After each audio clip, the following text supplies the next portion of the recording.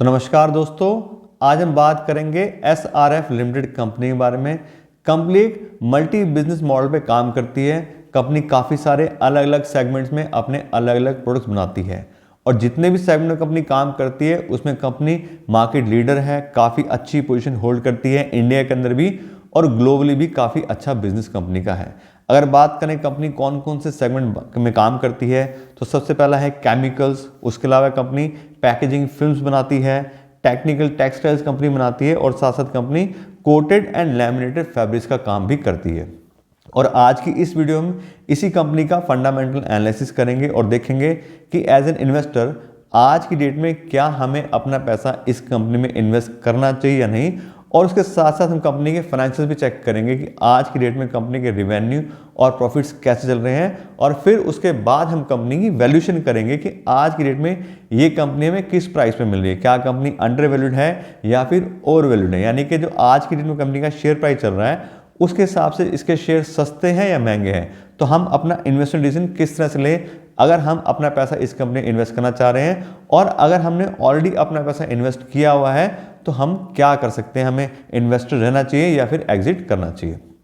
तो हम बात करें कंपनी के 4 सेगमेंट की, तो सबसे पहला जो हमने बात की थी वो था केमिकल सेगमेंट। केमिकल सेगमेंट के अंदर कंपनी 2 टाइप के केमिकल बनाती है। पहला है फ्लोरोकेमिकल्स और दूसरा है स्पेशलिटी केमिकल्स। फ्लोरोकेमिकल्स के अंदर कंपनी रेफ्रिजरेंट्स बनाती है, फार्मा प्रोपेलेंट्स बनाती है और इंडस्ट्रियल केमिकल्स कंपनी बनाती है। और जो दूसरा सेगमेंट है स्पेशलिटी केमिकल्स, इसके अंदर कंपनी एडवांस इंटरमीडिएट्स बनाती है एग्रोकेमिकल्स के लिए और फार्मास्यूटिकल एप्लीकेशंस के लिए। बात करें तो केमिकल सेगमेंट का जो बिजनेस है वो कंपनी का मेन बिजनेस है और यहाँ से कंपनी को 60% का काफ़ी स्ट्रॉन्ग रेवेन्यू आता है। और कंपनी के पास में 2 रिसर्च एंड डेवलपमेंट के सेंटर हैं इंडिया के अंदर, जिसके थ्रू कंपनी अपने नए नए प्रोडक्ट्स को लॉन्च करती है और अपनी एक स्ट्रॉन्ग मार्केट पोजीशन होल्ड करती है। उसके बाद बात करें कंपनी के पेटेंट्स की, तो ग्लोबली कंपनी के पास में 83 अप्रूव पेटेंट्स हैं। हमने बात की इंडिया में भी काम है कंपनी का और ग्लोबली काम करती है, तो अलग देशों में सब चीज़ें चाहिए होती हैं, तो कंपनी के पास में 83 अप्रूव ग्लोबल पेटेंट्स हैं जिसके थ्रू कंपनी प्रोडक्ट अपने बनाती है और सेल करती है। और बात करें तो रिसेंटली अभी लास्ट ईयर फाइनेंशियल ईयर 2023 में कंपनी को 18 नए पेटेंट भी ग्रांट हुए हैं, तो काफ़ी स्ट्रॉन्ग पोजीशन है, तभी कंपनी को इतने अच्छे पेटेंट्स मिल रहे हैं और अच्छा बिजनेस कंपनी इस सेक्टर में करती है। उसके बाद बात करें सेकंड सेगमेंट की, तो दूसरा है हमारा यहाँ पे पैकेजिंग फिल्म का बिजनेस। यहाँ से कंपनी को 20% रेवेन्यू आता है और इस सेगमेंट के अंदर कंपनी BOPT और BOPP फिल्म्स बनाती है जो फूड और नॉन फूड पैकेजिंग के अंदर काम आते हैं। और पैकेजिंग फिल्म का जो बिजनेस है उसको मैन्युफैक्चरिंग करने के लिए कंपनी उसमें 6 प्लांट्स अवेलेबल हैं, 3 इंडिया के अंदर हैं और 3 आउट ऑफ इंडिया है। उसमें से एक थाईलैंड में है, एक साउथ अफ्रीका में और एक हंगरी के अंदर है। और कुल मिला के इन जो सारे मैन्युफैक्चरिंग प्लांट्स हैं इनकी जो टोटल कैपेसिटी है वो है 4 लाख टन पर एनम की। इसके थ्रू कंपनी काफ़ी अच्छी जो है एक मैन्युफैक्चरिंग कैपेसिटी भी होल्ड करती है। तो होगा दूसरा बिजनेस। तीसरा बिजनेस है कंपनी का टेक्निकल टेक्सटाइल्स का। यहाँ से कंपनी को 16% होता है। और बात करें SRF की, तो SRF लार्जेस्ट मैन्युफैक्चरर है टेक्निकल टेक्सटाइल की इंडिया के अंदर, और इसके अंदर जो कंपनी प्रोडक्ट्स बनाती है उसमें है tyre code fabrics, Belting fabrics और इंडस्ट्रियल यार्न। ये कंपनी टेक्निकल टेक्सटाइल के अंदर प्रोडक्ट बनाती है। और टेक्निकल टेक्सटाइल के जो प्रोडक्ट्स बनाने हैं उसके लिए कंपनी के पास में 4 मैन्युफैक्चरिंग फैसिलिटीज़ हैं, उसमें मध्य प्रदेश और तमिलनाडु में कंपनी के प्लांट्स हैं। इसके बात करें चौथे और आखिरी सेगमेंट की, तो है कोटेड एंड लैमिनेटेड फैब्रिक्स। यहाँ से कंपनी को 4% बनाता है और इसमें कंपनी कोटेड और लैमिनेटेड फैब्रिक्स बनाती है। जो लैमिनेटेड फैब्रिक्स हैं ये जो फ्लैक्स के जो बिल बोर्ड्स होते हैं, होर्डिंग्स होते हैं, उसको बनाने काम आते हैं, और जो कोटेड फैब्रिक्स हैं ये स्पोर्ट्स गुड में और डक्टिंग कवर्स बनाने काम आते हैं। तो कुल में बात करें तो चारों सेगमेंट में भी कंपनी काफ़ी अच्छा काम करती है। कंपनी अलग अलग सेगमेंट में काफ़ी अच्छी मार्केट पोजीशन भी होल्ड करती है, उसकी बात अभी आगे करेंगे। अब हम बात करते हैं कंपनी के ज्योग्राफिकल प्रेजेंस और ज्योग्राफिकल रेवेन्यू डिस्ट्रीब्यूशन की। बात करें तो अभी कंपनी के पास में 4 कंट्रीज में तो ऑपरेशन है, जो हमने बात की थी कंपनी का हंगरी में, थाईलैंड में और साउथ अफ्रीका में प्लांट है, और इंडिया में तो 4 कंट्रीज में प्लांट हो गए। उसके अलावा 90 के आसपास कंट्रीज हैं जहाँ पे कंपनी अपना माल एक्सपोर्ट भी करती है। और बात करें रेवेन्यू डिस्ट्रीब्यूशन की, तो इंडिया से कंपनी को 40% आता है और बाकी अदर कंट्रीज में जो कंपनी बिजनेस करती है वहाँ से कंपनी को 60% रेवेन्यू आता है। तो जैसे हमने शुरू में बात की थी, कंपनी का इंडिया में भी काफ़ी अच्छा बिजनेस है और कंपनी ग्लोबली भी काफ़ी अच्छी प्रेजेंस रखती है। और अब हम बात करते हैं कंपनी के मार्केट लीडरशिप की। तो जैसे हमने बात की थी कंपनी का मेन बिजनेस केमिकल्स बनाने का है और फ्लोरोकेमिकल्स कंपनी बनाती है। तो कंपनी 2 फ्लोरोकेमिकल्स ऐसी बनाती है जिसके अंदर एक ग्लोबली मार्केट लीडर है, नंबर 1 पोजीशन होल्ड करती है पूरे वर्ल्ड के अंदर, और वो केमिकल्स हैं difluoro and trifluoro alkyl intermediates. इन केमिकल्स को बनाने की ग्लोबली नंबर 1 कंपनी है। दूसरा, जो कंपनी नायलॉन 6 टायर कोट्स बनाती है, इन टायर कोट्स को बनाने वाली ग्लोबली नंबर 2 की कंपनी है। और बेल्टिंग फैब्रिक्स को बनाने वाली कंपनी ग्लोबली नंबर 3 कंपनी है। तो कंपनी अपने लगभग सारे सेगमेंट में काफ़ी अच्छी मार्केट पोजीशन करती है, और ये खाली इंडिया की बात नहीं है, ग्लोबल मार्केट पोजीशन आपको बता रहे हैं। उसके अलावा बात करें तो एसआरएफ जो कंपनी है ये ओनली इंडियन मैन्युफैक्चर है जो कि ओजोन फ्रेंडली रेफ्रिजरेंट्स बनाती है। इंडिया के अंदर जो है इकलौती कंपनी है जो ओजोन फ्रेंडली रेफ्रिजरेंट बनाती है, जिसका नाम है F134A और F32। इन केमिकल्स को बनाने वाली ये इंडिया की अकेली कंपनी है जो कि इस तरह केमिकल्स बनाती है। उसके अलावा बात की तो आज की डेट में जो एसआरएफ लिमिटेड है ये लार्जेस्ट प्रोड्यूसर और सेलर है रेफ्रिजरेंट्स बनाने की इंडिया के अंदर। तो इंडिया की सबसे बड़ी कंपनी है, प्लस ग्लोबली आपको पता है वो भी काफ़ी अच्छी मार्केट पोजीशन होल्ड करती है। तो कुल मिला के बात करें तो प्रोडक्ट वाइज काफ़ी स्ट्रॉन्ग कंपनी है, अच्छी मार्केट पोजीशन होल्ड करती है, कंपनी में पेटेंट्स भी काफ़ी सारे हैं, और ऑलरेडी बात करें तो पिछले साल भी कंपनी को 18 नए पेटेंट्स मिले हैं केमिकल्स बनाने के। तो उस तरह देखें तो कंपनी काफ़ी स्ट्रॉन्ग है और इस कंपनी का फ्यूचर भी काफ़ी अच्छा मुझे लग रहा है। तो दोस्तों अभी तक तो बात होगी कंपनी के बिजनेस प्रोफाइल के बारे में और कंपनी की मार्केट पोजीशन के बारे में। अब हम बात करें कंपनी के फाइनेंशियल्स के बारे में कि आज की डेट में कंपनी के रेवेन्यू और प्रॉफिट्स कैसे चल रहे हैं, कंपनी कितना डिमांड सप्लाई के हिसाब से अपने सेगमेंट में काम कर रही है। और सबसे पहले चेक करते हैं कंपनी का रेवेन्यू। यहाँ पे देखें तो पिछले 5 साल से लगातार हर साल कंपनी के रेवेन्यू इंक्रीज हुए हैं। 2019 में कंपनी के जो रेवेन्यू थे 7,100 करोड़ थे, जो कि 2023 में बढ़ के 14,870 करोड़ रुपये हो गया, यानी कि डबल से भी ज़्यादा कंपनी का रेवेन्यू हो गया पिछले 5 साल में। और इससे हमें क्लियरली पता लगता है कि कंपनी अच्छी मार्केट पोजीशन होल्ड करती है, इसीलिए कंपनी के जो सेल्स हैं वो लगातार यहाँ पे इंक्रीज होते दिखाई दे रहे हैं। पिछले 5 साल में काफ़ी अच्छी ग्रोथ कंपनी ने दिखाई है। अगर हम बात करें पिछले 5 साल के ग्रोथ के CAGR की तो 22% के पर ईयर की ग्रोथ से कंपनी ने यहाँ पे अपनी सेल्स को इंक्रीज किया है, जो कि काफ़ी अच्छा नंबर है।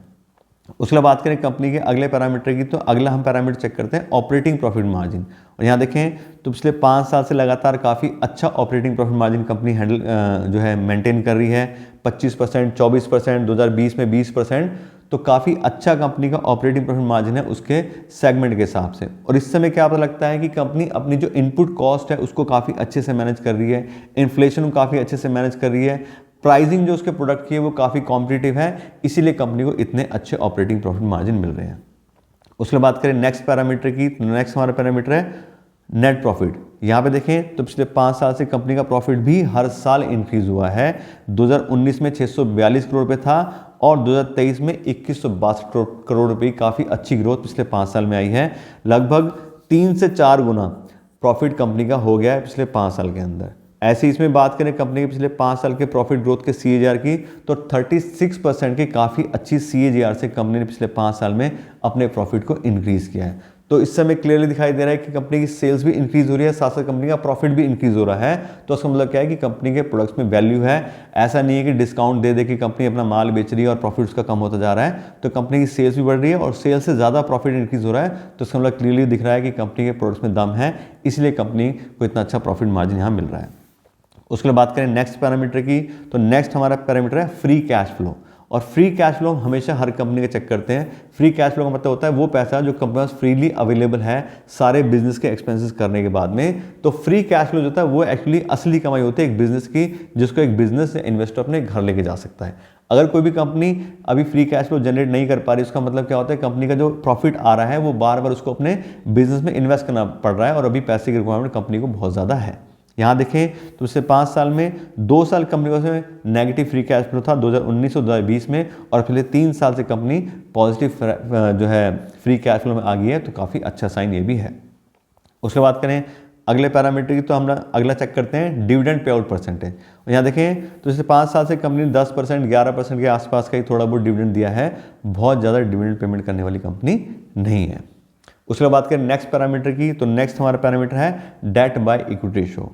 और debt by ratio most important ratio होता है फाइनेंशियल्स के अंदर, क्योंकि इस समय ये पता लगता है कंपनी ने अपना कितना पैसा इन्वेस्ट करके बिजनेस कर रही है और कंपनी ने लोन कितना लिया हुआ है। और कोई भी कंपनी बहुत ज़्यादा लोन होल्ड करती है तो उसको बहुत ज़्यादा दिक्कत आ सकती है, इंटरेस्ट पेमेंट ज़्यादा हो जाती है और साथ साथ पैसा भी वापस करना पड़ता है बिजनेस में निकाल के। तो कोई भी कंपनी अगर हाई डेट होल्ड करती है तो एक हाई रिस्क कंपनी बन जाती है। और यहाँ आप देखें तो इस कंपनी का डेट बाय इक्विटी रेशियो है 0.46, यानी कि कंपनी ने अगर 100 रुपये अपने लगाए हैं तो 46 रुपीज़ का लोन मिल गया हो। देखते हैं तो काफ़ी अच्छे अमाउंट में कंपनी ने लोन लिया है, लेकिन बहुत ज़्यादा भी नहीं है कि एक्स्ट्रा ऑर्डिनरी हो जाए, कंपनी को बहुत ज़्यादा हाई रिस्क में डालें। तो कंपनी लोन होल्ड करती है लेकिन बहुत ज़्यादा लोन होल्ड नहीं करती है। तो कोई भी कंपनी अगर लोन होल्ड करती है तो उसके अगेंस्ट में अगला जो पैरामीटर चेक करते हैं होता है इंटरेस्ट कवरेज रेशियो। उसका मतलब होता है कि जो भी कंपनी को हर साल पैसा इंटरेस्ट के थ्रू पे करना है उसके अगेंस्ट कितना गुना पैसा कंपनी के पास अवेलेबल है कि वो आसानी से अपने 4-5 साल तक 8 साल तक अपना लोन का जो इंटरेस्ट है वो पेमेंट कर सके और उसके बिजनेस में कोई प्रॉब्लम ना आए।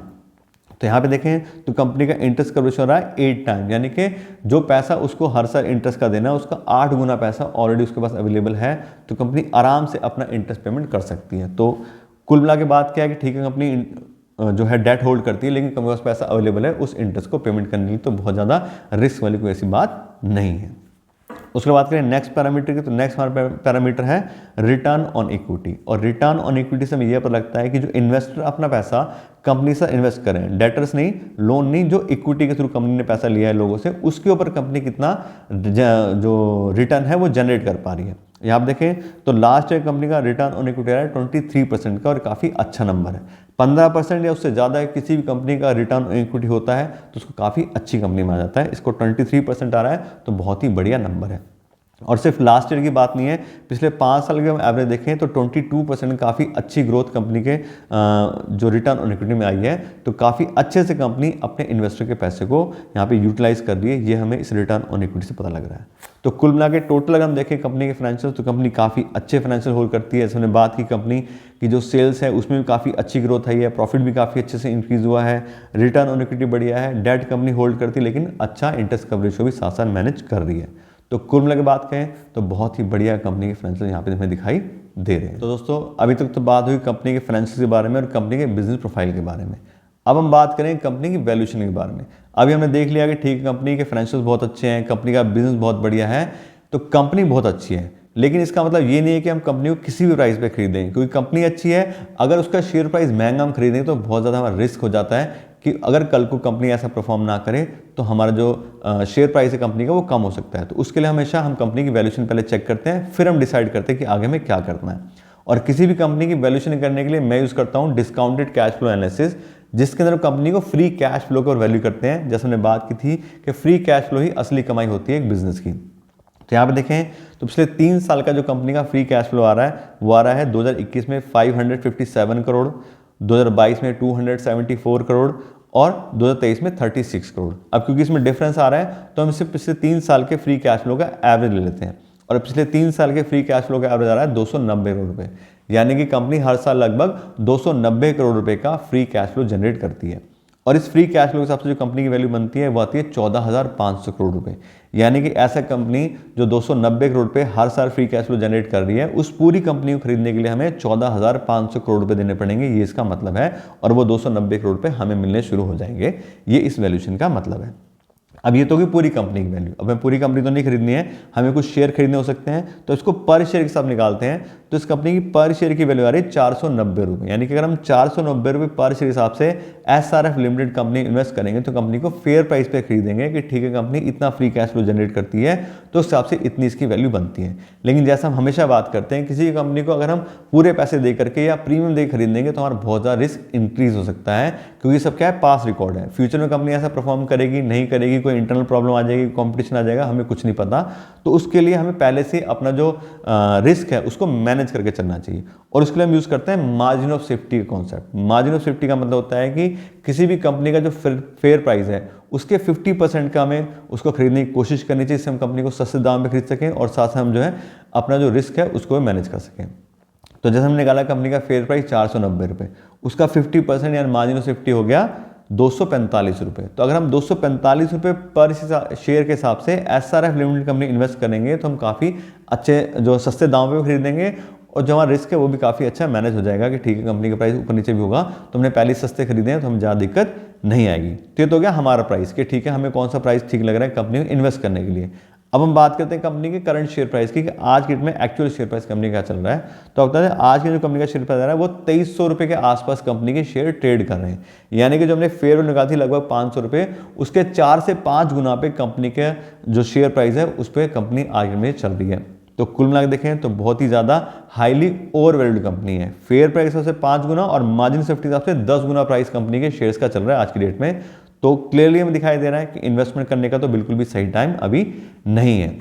दूसरा, अगर आपने ऑलरेडी पैसा अपना इन्वेस्ट किया तो आप देख ही रहे हो कंपनी जितना पैसा कमाती है उसके हिसाब से बहुत ज़्यादा ओवर वैल्यूएशन में है। तो अगर आप थोड़ा बहुत पैसा अपना निकालना चाहें तो उसके लिए भी आप इसमें सोच सकते हैं। लेकिन वही बात है कि हमारे तरफ से कोई रिकमेंडेशन नहीं है कि आप उस कंपनी इन्वेस्ट करना है या नहीं करना है या निकालना है पैसा। ये आप अपने हिसाब से देखिए, आपको जो भी इन्फॉर्मेशन दी है ये सिर्फ एजुकेशन के हिसाब से है। दूसरा, जैसे बात की अगर आप इस कंपनी इन्वेस्ट करना चाह रहे हो तो आप इस कंपनी को अपनी वॉच लिस्ट में रख सकते हो, क्योंकि कंपनी अच्छी है, अच्छा बिजनेस होल्ड करती है, पेटेंट अच्छे हैं, तो उसको वॉच लिस्ट में रखेंगे और हमारे डिजायर्ड प्राइस के आसपास आएगी तब हम इस कंपनी पैसा अपना इन्वेस्ट करेंगे। और आपने ऑलरेडी इन्वेस्ट किया है तो आप बता दिया, आप थोड़ा पैसा निकालना चाहें तो आप वो भी निकाल सकते हैं। तो कुल मिलाकर देखें तो कंपनी बहुत बढ़िया है, कंपनी के फाइनेंशियल बहुत अच्छे हैं, लेकिन अभी कंपनी हाईली ओवरवैल्यूड है तो इसलिए हम इसमें अभी इन्वेस्ट नहीं करना चाह रहे हैं। तो हम इसको होल्ड करके रखेंगे, अपनी वॉच लिस्ट में रखेंगे और फिर हम इसमें देख लेंगे हमें इन्वेस्ट करना है तो उस हिसाब से देख सकते हैं। तो कुल मिला के बात करें तो कंपनी के बारे में आपको सारी इन्फॉर्मेशन दे दी है। आशा करते हैं आपको वीडियो अच्छी लगी होगी। अगर आपको वीडियो अच्छी लगी हो तो उसको लाइक और शेयर जरूर कीजिएगा और साथ साथ मेरे चैनल को सब्सक्राइब कर लीजिएगा। Thank you so much.